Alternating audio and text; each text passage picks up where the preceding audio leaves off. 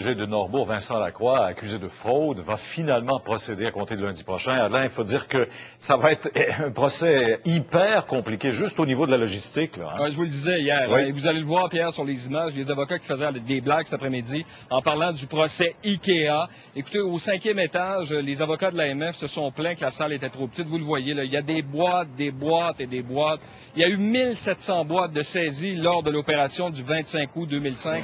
9 perquisitions réalisées, entre autres chez Norbourg et en différents endroits. Et les avocats de l'AMF ont amené en tout une vingtaine de caisses. Écoutez, on parle d'à peu près 90 cahiers de preuves qui seront remis aux avocats. Il y en a autant du côté de Vincent Lacroix. Alors, le juge Claude Leblanc, aujourd'hui, est obligé de reporter le procès à lundi parce qu'on a demandé, évidemment, de placer la salle. D'ailleurs, les avocats de l'AMF ont obtenu une salle supplémentaire pour placer l'immense preuve qu'ils détiennent. Écoutez, on a demandé au juge des bibliothèques, on a demandé des chevalets, bref, tout plein de choses. C'est un procès extrêmement complexe parce que l'AMF veut faire la preuve de l'argent qui a été détourné et refaire tout le trajet de cet argent, à savoir où Vincent Lacroix l'aurait possiblement placé. Et si ça a pris tant de temps à procéder aussi, c'est qu'il y avait requête sur requête de la part de Vincent Lacroix. Et là, on a rejeté la 7e et ultime aujourd'hui. Absolument. 7 requêtes rejetées. La dernière, Vincent Lacroix voulait faire casser les mandats de perquisition en prétextant que son ancien bras droit, Éric Asselin,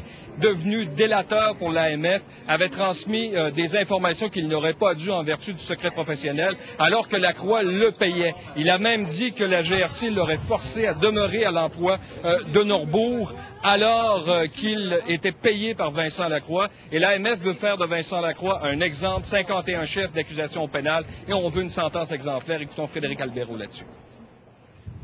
Nous avons mentionné que nous entendions demander au juge de prononcer la peine la plus sévère possible, c'est-à-dire des peines d'emprisonnement. Des peines d'emprisonnement allant de 5 ans moins un jour par chef d'accusation.